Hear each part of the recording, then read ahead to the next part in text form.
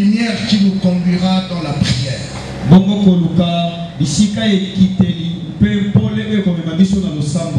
Amen. L'autel, c'est en quelque sorte une plateforme où un humain monte et un divin descend.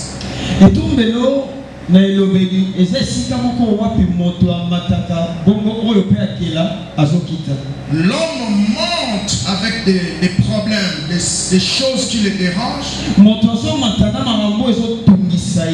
Et une divinité, pas seulement Dieu, une divinité descend avec des faveurs, avec la réponse de l'homme.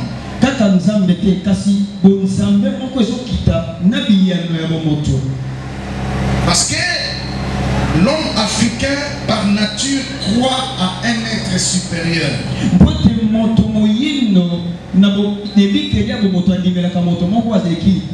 À l'époque, quand nos pères, nos arrière-parents faisaient leurs travaux des champs, leurs travaux de pêche et consorts, au-delà des forces physiques qu'ils dégageaient, ils croyaient à un être supérieur qu'ils appelaient Dieu entre guillemets.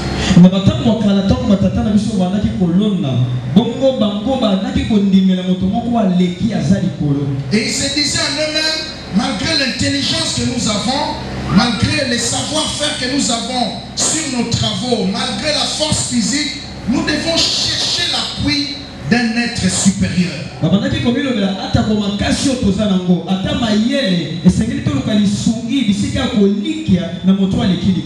Et c'est ce qui les poussait à commencer à bâtir, soit à construire des hôtels. Pour assurer la protection dans les travaux des champs. Assurer aussi la sortie de leurs semences. Assurer la protection dans la chasse, la pêche et consorts. Ils construisaient des hôtels, bâtissaient des hôtels. Ils pouvaient placer dessus une offrande afin de bénéficier de certaines faveurs. Amen. Et un hôtel, c'est aussi un lieu d'échange de vie.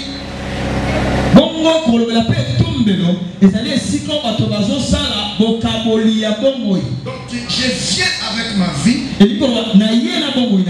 avec mes histoires, je les présente à un hôtel.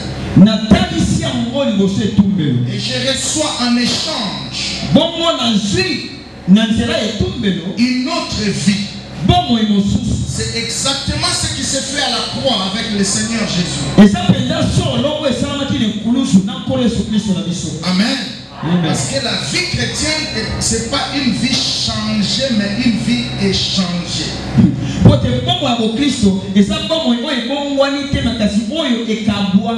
Amen. Parce que quand Adam a péché, le péché adamique avait tellement infecté le sang de l'homme. Au point que dans l'homme, il n'y avait plus rien à changer. Il n'y avait plus rien à réparer. Il fallait seulement échange de vie. C'est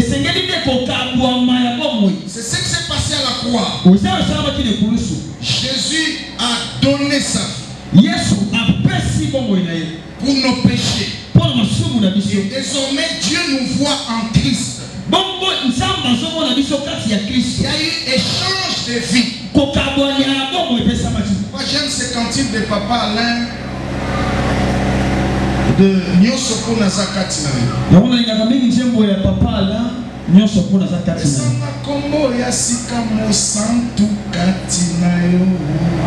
Est-ce que quelqu'un qui connaît ces cantiques-là? Donc quand tu donnes ta vie à Christ, tu acceptes Jésus, automatiquement Dieu te voit en lui. Il y a un échange de vie. Et ça, la boka, ni mon frère, parce que l'homme a bon isakati a monté zate. Amen. Virus soit là, il soume tellement grave. Nabi que ça va 3 ans dans l'ordinateur. À un certain moment, sur le virus, c'est quand un ordinateur, beaucoup ça là, au antivirus, ça peut un peu réparer certaines choses. Mais dans la dimension soit le virus, c'est pour formater le système, soit pour changer le système. Est-ce que l'informaticien va ça? Amen, amen. Et à la croix, il n'y avait rien à changer dans l'homme. Change de vie.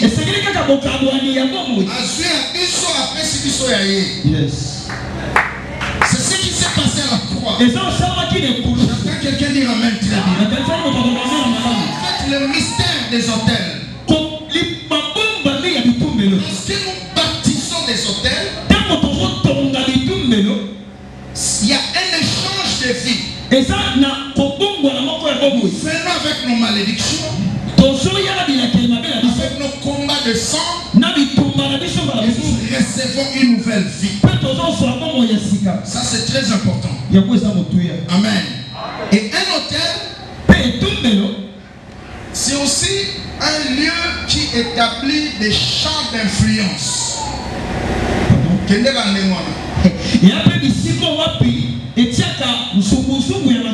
Amen. Je vais expliquer ça autrement. Quand nous sommes venus en 96, j'étais à Bukavu. Je vis quand le régime de Mobutu est tombé. Quelque chose s'est passé. On a brûlé les drapeaux d'Isaïr à l'époque. Vous voyez? On a érigé un autre drapeau. C'était celui de l'AFDL, de République démocratique du Congo. Vous voyez? Et qu'est-ce qui s'est passé avant que Mouzé arrive? On a dépêché les militaires de l'AFDL. Ils ont planté leurs drapeaux. Les militaires sont entrés en action pour nettoyer les terrains qu'ils viennent de conquérir. Et quelques temps après, ils ont consolidé la conquête de leur terrain. Ils ont renforcé l'équipe sur le terrain. Alléluia. C'est pour montrer que le territoire est occupé. Il y a un drapeau. Il y a des commandos qui sont là en train de surveiller le terrain. Et après, c'est Mouzé qui est venu. Parce que nous, on a fui la guerre. Mais quand j'ai remarqué ces choses, en tant que prédicateur de l'évangile, on a commencé à m'enseigner sur cette notion des hôtels. Ce qui otongi et tumbelo. Amen, amen. Et dès que le territoire wana est comme occupé parce que chaque hôtel libère les esprits. Oui, tout le monde sont et ça la milieu et ouais dit ça. J'attends quelqu'un dire amen. Ça libère les esprits. Et on va les comprendre tout à l'heure. Soit les esprits de contrôle et de surveillance.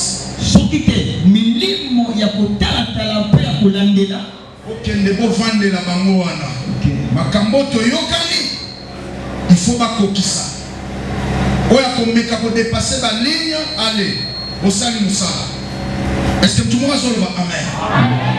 Maintenant, na ba génération na biso oyo. Chaque fois nzamba zo pambola yo, après ko buka hotel, tonga pe ba hotel. Parce que dans nos autres hôtel wana, et ça le quoi, on doit établir un champ d'influence. Donc territoire wana est commis à yo.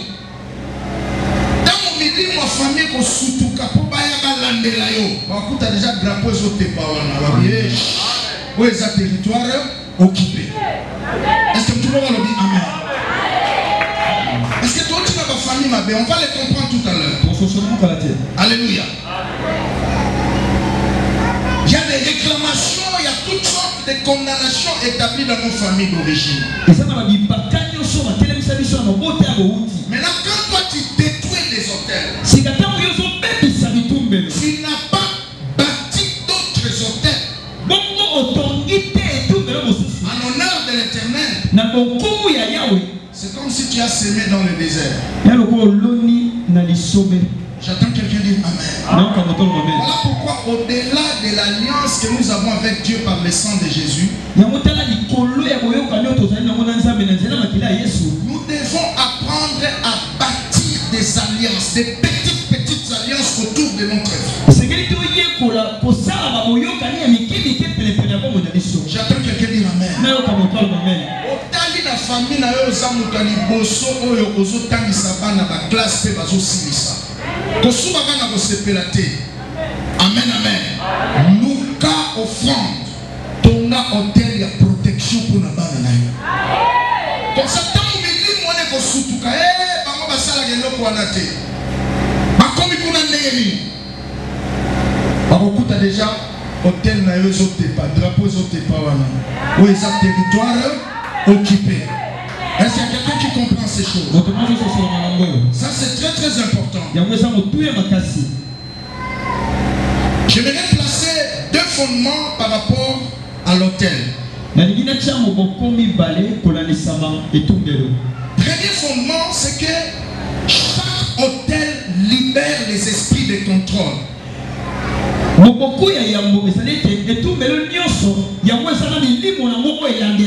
les esprits de surveillance. Vous allez remarquer que mon intervention va plus rester sur les hôtels maléfiques dans nos familles.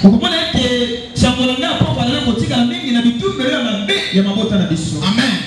Chaque hôtel libère les esprits. Les esprits soit de contrôle, soit de surveillance. Pour faire respecter les accords.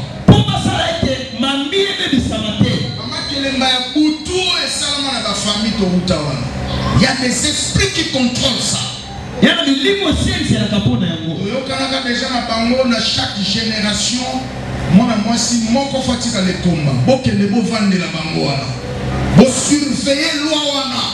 il faut et ça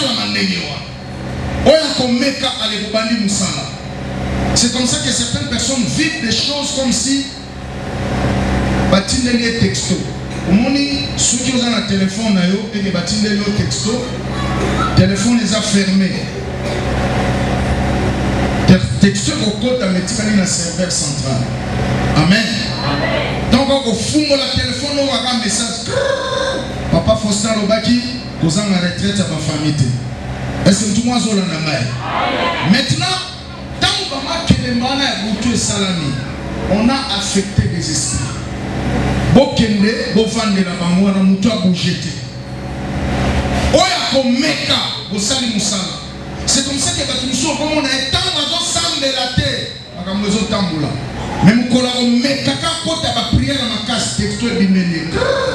Yo bando sambe la makasi ndeni. Est-ce que la famille na bino mutu a sambe la boya zali? Donc mon vie dans mon bando c'est compliqué.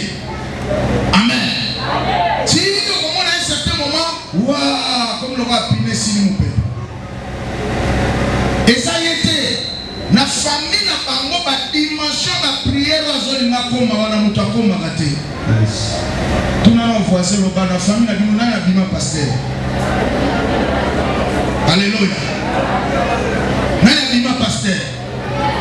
La famille n'a pas consacré à ancienne église. Alléluia. On relate l'histoire de deux pasteurs aux États-Unis.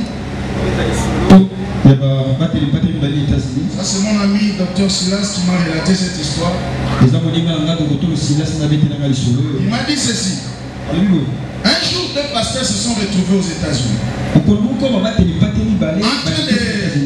de prêcher, ils étaient invités dans une conférence. Alors qu'est-ce qui se passe? Il y avait les plus jeunes et les plus vieux. Le plus jeune, il ne faisait pas beaucoup d'efforts. entre seulement dans la salle.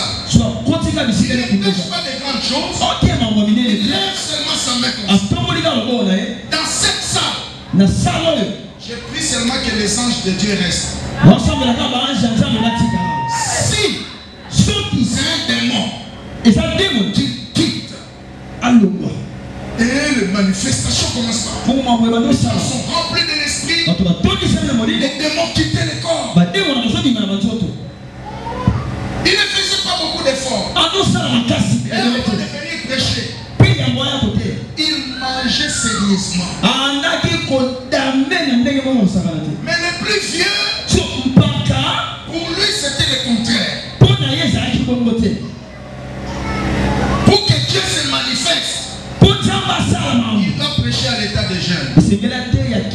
Il doit passer toute la nuit en prière. Maintenant, avant le dernier jour de son intervention, il s'est fâché, il est allé dire à Dieu.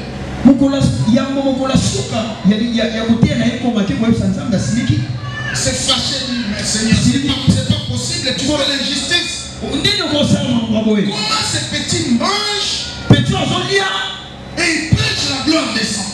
Mais moi, pour atteindre cette dimension ici, je dois prêcher à l'état des gens. Je dois beaucoup prier. Qu'est-ce qui se passe, Seigneur? Dieu va lui dire, toi, je te connais depuis toi. C'est-à-dire que dans ta famille là, il n'y a aucun pasteur. Tu es le premier pasteur. Voilà pourquoi tu dois payer beaucoup de sacrifices. Mais le jeune homme là, il est de la 12e génération de pasteurs. Ça veut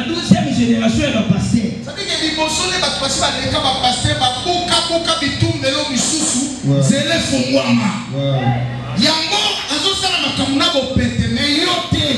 ça voisin l'église pour l'en avoir tout. Est-ce que tout le monde s'en a très et ça va tout ce monde succès dans ma camion sur ça parce que les poissons naïe et à la bateau basi ba les cas déjà ba fouta ba sacrifice. Mais yo outi na famille bitumba. Yo sa ba race ba David.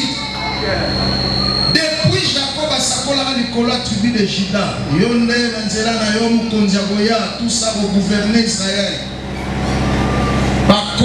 D'abord, tata David a tiré aux alavoites. Koko n'est rien. Koko n'est rien. Prophétie Zaïga Moutou. Maintenant, c'est par David que cette prophétie devait prendre corps. Maintenant, regarde la vie de David. Il a régné 40 ans en Israël. Mais 30 ans de combat. Et 10 ans, c'était juste pour préparer les travaux du temple.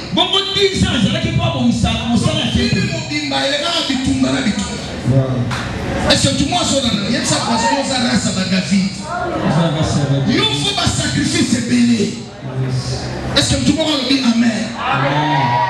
Ce babi qui là, il y a un pourquoi il faut faire ta journée mouvement. Je vais préciser direction du film, on t'a préparé ta offrande de 10 000, il faut payer ça 30 000. Ah, bah, mais vous allez bénir. Toi, je te connais depuis toi. Mais l'autre là, il est de la 12e génération. Frère, nous connaissons les solo et Pesaranga Kanda. Oui, dans le domaine de la délivrance, moi j'évolue dans ce domaine. Sogina nous, Makambu, Mobo, et Bazote, et Pesio Kanda, te vine au changer. Amen, le petit point. Alléluia.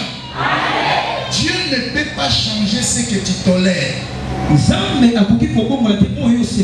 peut pas changer ce que tu trouves normal. Je prêche la délivrance des familles depuis 2000. Beaucoup, nous prêchons ce message. J'ai écrit sur ça. J'ai consulté beaucoup de vies. Mais il y a un certain nombre de choses auxquelles je suis arrivé à des conclusions.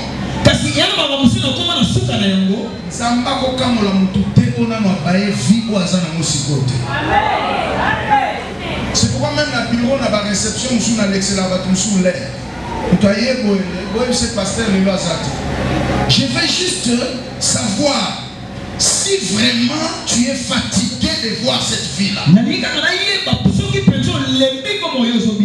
a continué à Jésus pour échouer. Jésus a dit depuis 38 ans. Est-ce que tu veux être guéri? Il voulait activer les paramètres volonté. J'attends quelqu'un dire Amen. Soir, tant que tu n'es pas encore fatigué du célibat, de maladie, de toutes ces répétitions de choses que tu vis dans ta famille, Dieu ne changera rien. Tant que tu n'es pas encore fatigué de subir les bêtises du diable, rien ne changera. Voilà pourquoi dans notre évangile nous disons je ne répéterai pas l'histoire négative de ma famille. Oui, c'est l'image d'une personne qui a été informée, qui a vu le fonctionnement des choses.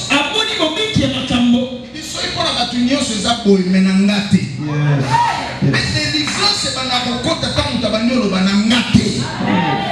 Kindoki na baona ngate. Kindoki na baona bana na ngate. Kindoki na baona misala na ngate. Na banzela na ngate. Na destinée na ngate. Lorsque la mentalité du sauf-moi commence à grandir en toi, tu vas approfondir ta délivrance.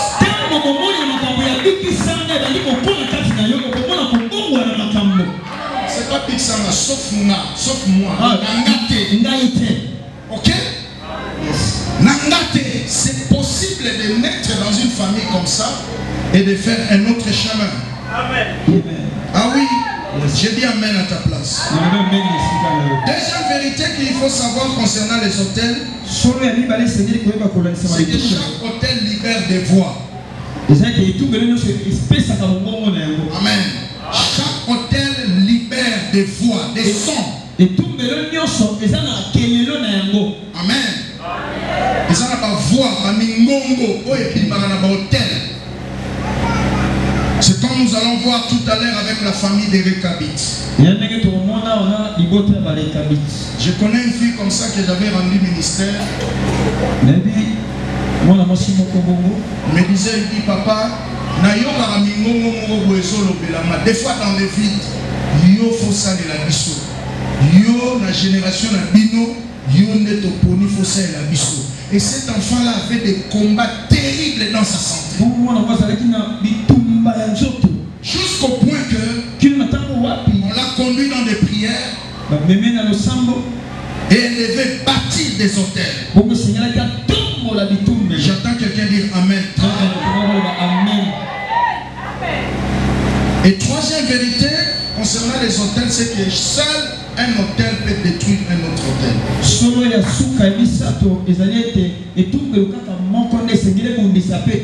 J'attends quelqu'un dire Amen. Ça c'est très très important. Seul un hôtel peut détruire un autre hôtel. Dieu parlant à Gédéon, il dit prends l'offrande, prends le taureau qui appartient à ton père, détruis et prends encore d'autres taureaux, reconstruis. C'est ça en fait la délivrance. La délivrance c'est la destruction d'une vie et l'installation d'une autre vie. La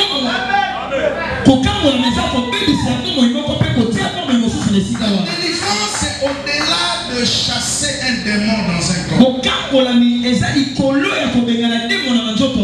Amen. On doit aller jusqu'à détruire la vie que ce démon a imposée dans ce corps. Voilà pourquoi après le salut, le travail doit continuer dans ton âme. Une âme malade aura même des problèmes à servir Dieu. C'est un danger d'entrer dans les affaires de Dieu sans être délivré. Amen. Ça c'est très très important. Alors, c'est quoi la famille? Trois choses peuvent nous aider à comprendre cette notion de la famille.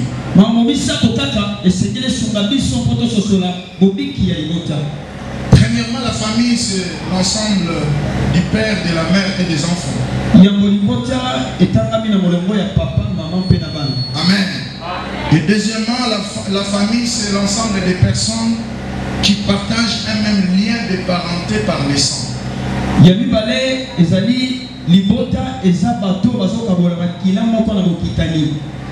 Amen.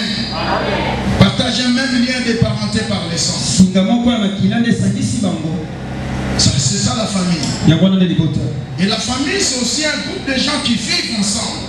Mais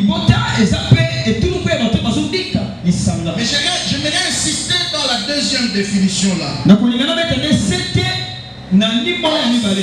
des personnes qui partagent un même lien de parenté par le sang. C'est là où commence tout. Et ça voisin bitumba nous avons makila. Tika biso o église on a zomona clarté o nzambe mbuya mikolo ezate. Yo utina na famille mabe. Ah bah men les allez bénir. C'est ici que je dis nous venons au monde avec une enveloppe qu'on appelle corps. Ok? Un nouveau corps. Mais avec un sang plus vieux que nous. Allô? Je sais voisin, il y a un bébé, mais ma kilo, il y a un bébé. Il est qui au allô? Amen. C'est pour moi, bébé, je makila tata ne bazongi si mazaka envie. Makila, ça voisin makila le qui au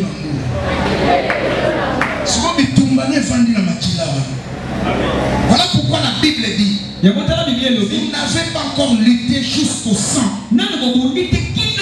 concernant le péché. Je vais te poser une question. Quel est le péché qui a caractérisé tes pères? Amen.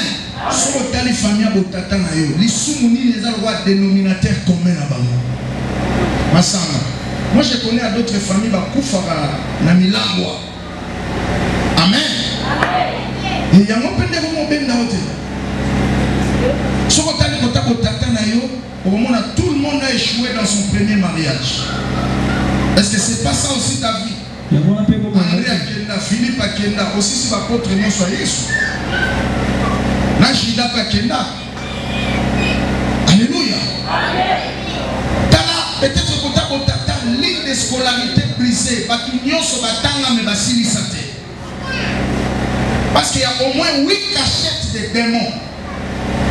Il y a au moins 8 domaines dans lesquels nous devons orienter nos prières dans le sang. Le premier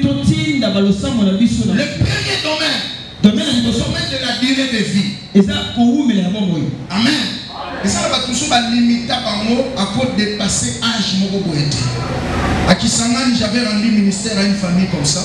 Il ne pouvait pas dépasser 50 ans. Donc dès que tu es dans 46, il y a une maladie qui va apparaître, tu vas te battre avec 49 ans, tu es parti. Et un papa nous a appelé pour la prière. Il a suivi notre séminaire sur la délivrance des familles. Il a partagé avec son pasteur. Vous allez prier pour sa famille. Quand on priait comme ça, l'ordre de Dieu est descendu. Papa est projeté par terre là. Sur les places à Soubina Bilamba. Nayoka sur la Masuba, mais sur la Nayokata. Et Dieu m'a dit clairement, ce démon a humilié ses papas, c'est l'image même de sa délivrance.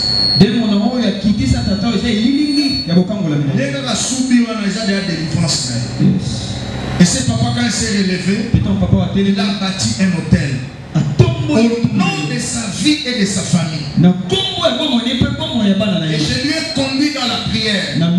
Cette déclaration. Il a déclaré à partir de maintenant, je sors de cette malédiction, cette influence de l'hôtel familial. Je sors moi et ma famille.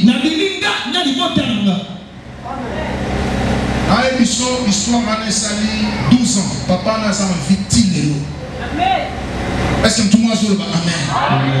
Il y a des gens qu'on a limité la vie.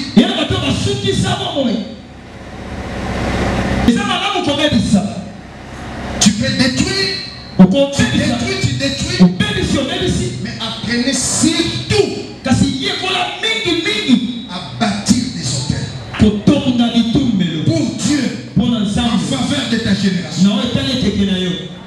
Dieu a dit à Jérémie, je te donne le pouvoir sur les royaumes. D'un côté, tu détruiras, tu arracheras, mais de l'autre côté, tu planteras, tu reconstruis. J'attends que tu dises amen. Pendant que je t'avais dit, la délivrance c'est la destruction et la reconstruction. Si tu choisis pour détruire, sans reconstruire, avant l'indépendance sera égal après l'indépendance. J'attends quelqu'un dire amen. Mais apprenez à détruire, mais aussi à reconstruire. Il y a la moindre des choses que tu peux faire. Dis-moi un système, ton gars va au hôtel. Yes.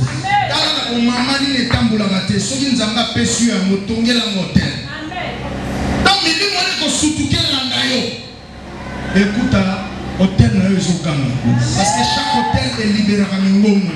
Quand Mingongo hôtel, la famille est réclamée, Mingongo peut obtenir un hôtel, ils ont réclamé au biche.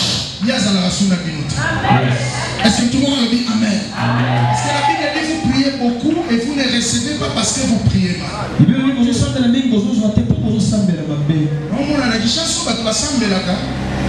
Est-ce que la prière en agneau sont Nzamba Yokara? Si Nzamba Yokara, mais Nzamba va dans le principe. Est-ce que tout le monde a dit amen? Le monde spirituel est répondant à la sentiment et répondant à la sacrifice. Est-ce que tout le monde a dit amen? Tu peux pleurer comme tu veux, mais si tu ne présentes pas un sacrifice, rien ne se passera. J'aimerais pendant quelques minutes que nous étudions cette famille des Récabites. La Bible dit Dieu parle à son prophète. Il dit va auprès de la famille des Récabites. Présente-leur des coupes pleines de vin. Et dites-leur prenez du vin. La Bible dit Jérémie est parti. Il leur a dit ainsi dit le Seigneur, prenez du vin et buvez. La Bible déclare cette famille a résisté. Ils ont répondu de 4 manières. Et nous allons voir pendant quelques minutes avec vous et prier. Comment est-ce que cette famille de Récabites avait un hôtel qui leur réclamait dans 4 domaines. Premier domaine, ils ont dit vous ne boirez pas de vin. Le vin dont on parle ici, c'est pas tout ce que nous savons. Je vous épargne des noms parce que le message est en direct. Mais le vin dont on parle, c'est le vin dont Salomon a dit dans Ecclésiaste 10, verset 19. Dans sa deuxième partie, la Bible dit le vin rend la vie joyeuse. Le vin dont on parle ici, c'est l'ensemble de toutes choses qui peuvent rendre heureuse la vie d'une personne.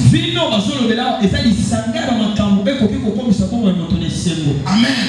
Maintenant, si je te pose la question, moi, ça comme moi, c'est là où on est mon avis. La liste est longue. Amen. Abala bien, parce que ça va construire Abala Mabé. Azala Mwanda Kunaye, Azala stable. Est-ce que tout le monde a dit amen? Liste est tellement moulaï. Donc tout ce qui peut faire le bonheur dans la vie d'une personne, on a interdit cela dans la famille de Récabites. Vous ne boirez pas de vin. Donc on a interdit, nous avons interdit. Donc on a un jour j'avais prié pour un frère. Il m'a dit pasteur, ça fait 15 ans que nous sommes là. Maintenant ma promotion. Dernière fois, comme on a mis une liste à bateau, il fallait pas avoir promotion. Ne mukolo ba di ko annulé liste on a babi liste on est comme sans effet tous la nan tilelo comme on a eu matarasu. Et quand on a eu le temps de prier, peut-être qu'on fait temps pour ça, on rend compte. Textos avons bimélé de temps en temps. Comme on est sur le continent liste, il faut pas retirer. Comme le continent liste, il faut pas retirer. Tout ce qui peut faire la joie, interdit au rétablit. Donc on a vu à mon tour, on a résumé la raté, arata diplôme, arata voyage, arata DV, arata. Tout le monde voisin, il y a un cambo sur rata. Nous avons un niveau de vie hôtel. Est-ce que vous méritez ma cambo penza? Alléluia. Combien de fois tu as raté? C'est pas normal. Vous ne boirez pas de vin. Et deuxième domaine, il dit vous ne construirez pas de maison. La maison signifie 2 ou 3 choses que je vais mentionner ici. La maison c'est la famille. Amen. Quand on a dit au récabit, vous ne construirez pas de maison. Ça dit que au beau temps, on voit ça la balle. Amen. Tout le monde au bal. Nous sommes payés. Tu n'as pas joué. Tu peux oser la vie. Amen. Le mot habitant, quand on se passe à comme on l'a dit, la matière vraiment. Il faut pas la frère. Est-ce que tu m'as zolandanga? Famille, donc, récapite à cause de la famille. Même à ta boti, bananaye, vous allez la tinate. Oh, Nzamba biche bénirait les fruits de tes entrailles. Et c'est moi qui suis à la nzela et bananaye. Loba menza mapambola yo. Ah oui, attendez, le français, tu n'as pas dit. Jean, là, tu sais pas mon français. Gloire à Dieu, Obi papa, Faustin Boté a été la mission secrétaire à Zana, la mission va passer sous Bazalia. Dit, voilà, ça va en matière. Pour respecter. Est-ce que tout le monde a dit Amen? C'est quoi ma récapite à cause de la famille? Ata, ma pessie, ma bota, bana ba la tinate.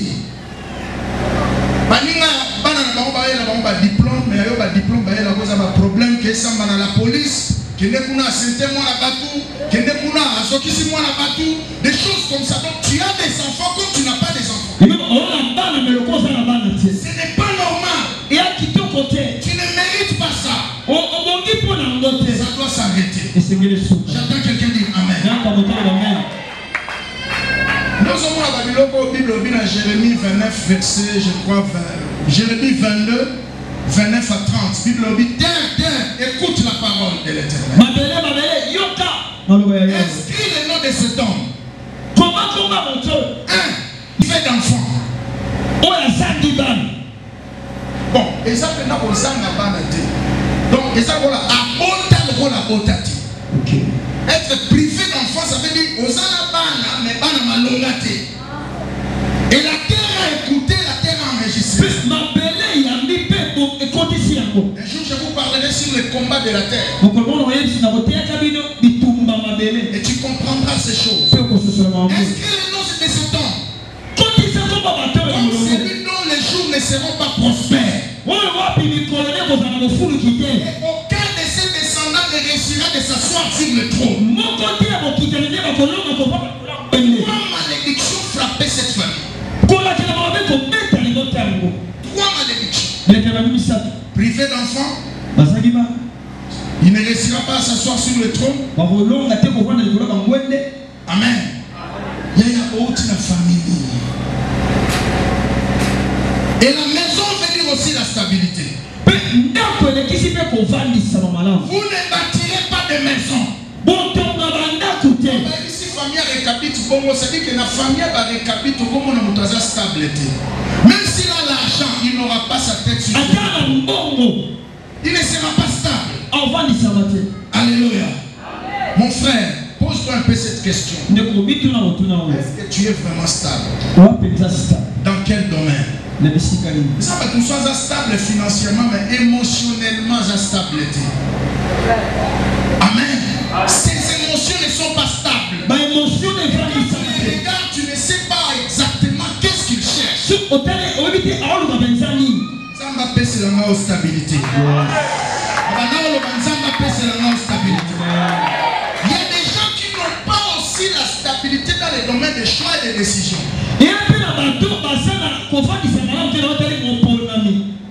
Oui,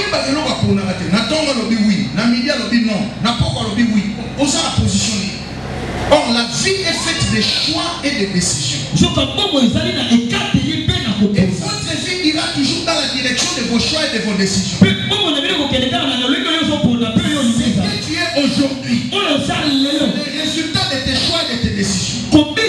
Et ce que tu seras demain, ça serait la conséquence des choix et des décisions que tu prends. Stabilité. Et troisième domaine avant-dernier pour prier. Vous ne posséderez jamais des champs. Et vous ne sèmerez pas de vignes. Amen. Vous ne posséderez pas des champs à vous-même. C'est l'image d'une vie de dépendance exagérée. Et ça, il dit que la famille va récapiter. Il oppose à la loko ya yomote. Si moi plante à ma lampe, c'est votre défi. Chemise à ma lampe, c'est votre défi. Il y a des gens qui sont comme ça. Un jour à Goma, j'avais rendu ministère à un frère. Il travaillait chez Ofida. Il m'a dit, pasteur, attendez un montant salaire à tout chaque. Mais il ne vit que des dettes. Voyez? Sans bandi,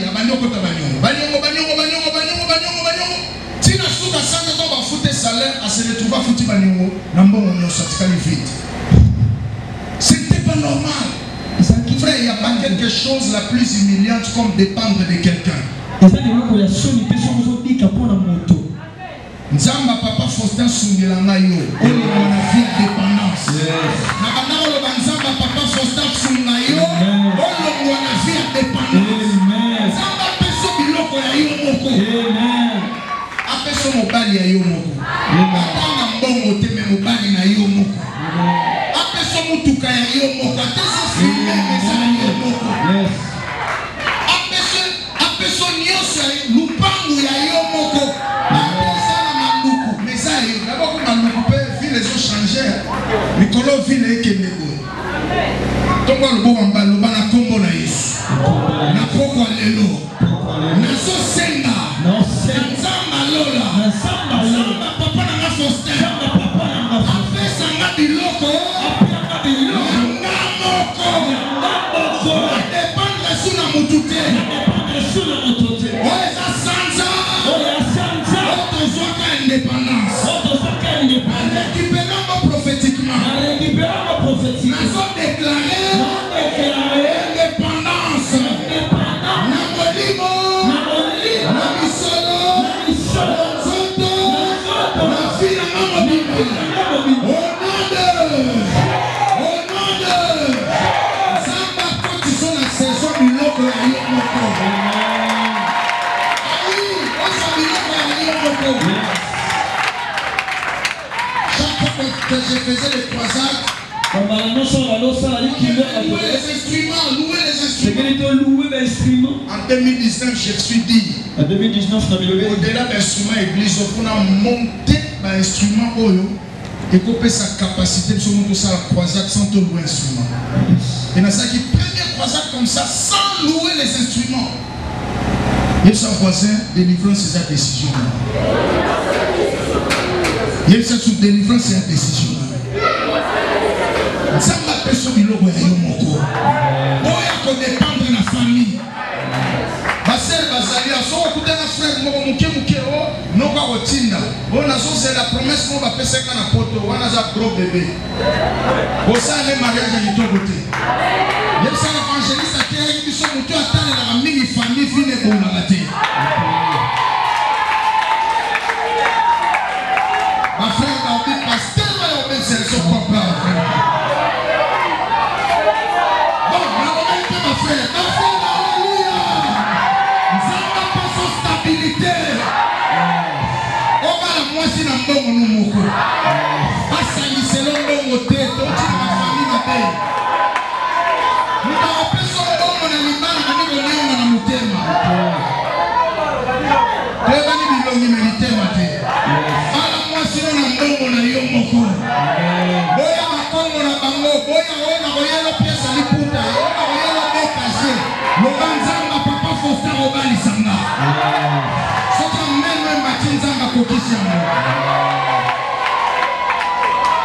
est-ce nzanga pambola mutu moko abi vous ne s'aimerez pas abi bolona te lorsqu'on ne s'aime pas joka somo tolona te l'avenir est hypothéqué.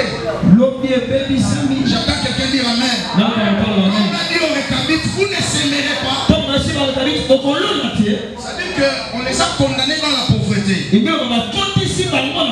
Frère, lorsque tu ne s'aimes pas, il n'y aura pas de moisson. J'attends quelqu'un dire amen. Dans ma génération, la biso lona kamini. Obuka mingi. Et la semence monsieur Zalola banzete amanga. Et qu'on ouvre la poêle bima, mais si on bandi au bima, au coup faut tirer. On va continuer à lire. Est-ce que tu pourras le dire amen? En génération la biso bomba kabana na bo franc, bomba kabana na sacrifice. Mais tu sais où tu peux changer pour eux. Il y a des esprits qui viennent perturber les familles. Il y a pour la couper ça. Est-ce que tu pourras le dire amen? La Bible dit sème ton grain dès le matin. Jusqu'au soir ne repose pas ta main. La meilleure façon d'attendre la moisson c'est de continuer à s'aimer. Continue à ma famille ma belle. Yo mutali bosonza. Sozo mona yoka mutali bosonza ma péchu. Mutali bosonza ma péchu. Yekola ko protéger mon offrande. Soko qui habite un jour textuel ko bimela yo. Yo combien en négeni. Est-ce que bino boko maka no mona batu so atikala kana ba photo na masolo. So bando betelo masolo ya batu bambongo simba le latikala ne logo moko. Nous prions pour des gens. Pour ça bando tangelo batu azakotamula na bango. Abando tangela yo ala kisho ba photo papa. O mona nyoso yo. Mais les lois tirent les logotés. Pas pesanteur et bendaï. Texto et bimelaï. Yo combien en est. Frère, plus tu montes, tu dois avoir des supports spirituels, des hôtels qui te soutiennent. Parce que notre vie sur la terre est soit soutenu par l'hôtel de Dieu, soit l'hôtel des familles. Si ce n'est pas l'hôtel de Dieu qui t'influence, c'est l'hôtel des familles qui va t'influencer. Nous vivons dans un monde totalement contrôlé par le monde spirituel. Au point que tu dois être spirituel. Aujourd'hui nous prions. Nous cherchons des trônes. Mais chaque trône est soutenu par un hôtel. C'est la qualité du sacrifice que tu vas poser sur l'autel qui va soutenir ton trône.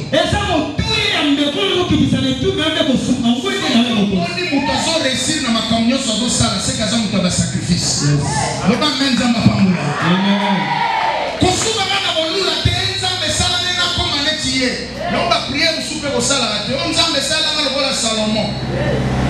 Sacrifice Salomon sala yazaye yozayo nzamba osala na ndenge na yo loba nzamba pambula yo a génération na biso foko semaka mingi église eza oto lito somba lupango peso offrande na yo oyebi ke famille na bino batata bino bakufa balocataire.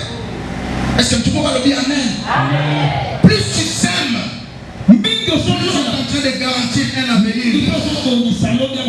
La Bible dit celui qui sème en pleurant va moissonner avec des chants de l'Éternité. Attends quelqu'un dire amen. Apprends à s'aimer. résultat de la sémence. Est-ce que tout le monde a là? Dans la mission, nous avons la mission, mais par contre, la mission, l'avion, tu dois payer un sacrifice. Est-ce que la famille, nous à l'époque là, j'ai vendu mes histoires de la maison pour libérer ces domaines-là de voyage. Après avoir prié plus de 90 jours, à l'époque, on a 100 jours exécutés. Mais 90 jours dans la présence, j'ai demandé les Congo, j'ai demandé l'Afrique. Dieu m'a dit, ok monsieur, tu as fini ma prière. Maintenant c'est les sacrifices. J'ai bâti un hôtel.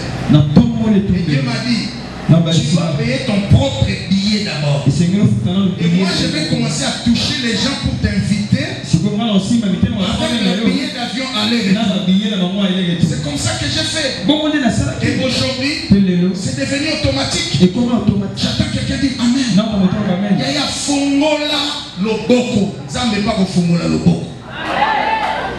Pour que quelque chose soit fait, il faut que quelque chose se passe d'abord. Pour que quelque chose se passe, il faut que quelque chose soit fait. Et rien ne peut quitter le ciel vers vous. Si quelque chose n'a pas quitté votre vie vers le ciel, j'attends quelqu'un dire Amen.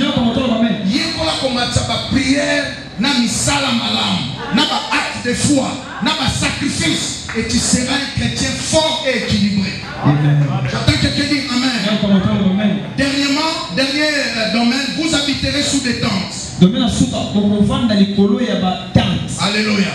C'est l'image d'une vie de médiocrité, une vie de limitation. Amen. Il y a des gens qui sont limités comme ça.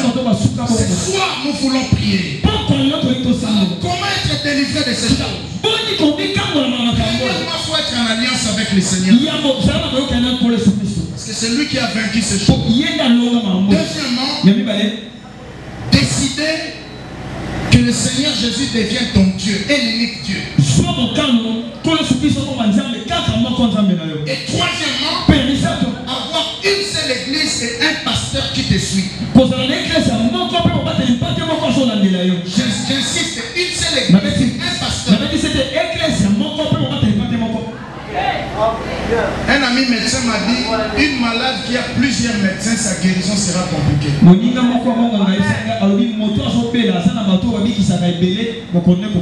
Parce que chaque médecin ne va pas croire au diagnostic de l'autre médecin. Il y aura toujours retour à zéro. Tu vas perdre beaucoup d'argent. Il faut avoir un pasteur qui te suit, une seule église. Amen. Fin na biso l'église eza kwa nzete. Nzete aussi ba loni yango, ba pikoli yango, ba ke olona su quelque part ba pikoli, ba ke olona su quelque. Ezo courir risque d'abord ya liboso, ya kokufa. Amen. Parce que ce ba loni ya ba pikoli ba olona kuna, il se peut que kufi na mope. Mais bon ba via ba trisu eza nulle part. Asa stable spirituellement. Et deuxièmement, ozo kata processus ya croissance. Quand tu es ici, tu es là-bas, tu es ici, tu es là-bas. Tu ne permets pas à Dieu de travailler ton âme. Que ton voisin soit stable.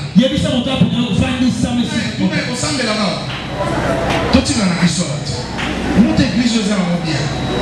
Amen, amen. Et quatrièmement, reconnais que les phénomènes hôtels de famille existent. Satan a travaillé de manière subtile. A tout à convaincre que Miloko est Zalagate. On dit mangote. Et tant que on dit mangote, moi au camp on m'appelle exact. Tu dois d'abord reconnaître cela. Et un autre point avant-dernier, identifier les domaines des hôtels de votre famille. Dans le domaine de mariage, t'as la maman abino, t'as la papa abino, dans le domaine de la classe, t'as la papa abino, t'as la maman abino, t'as la bana na bango. Alléluia. Et tu comprendras la vérité. Famille est un miroir et un destiné. Makambo est si malaté la famille.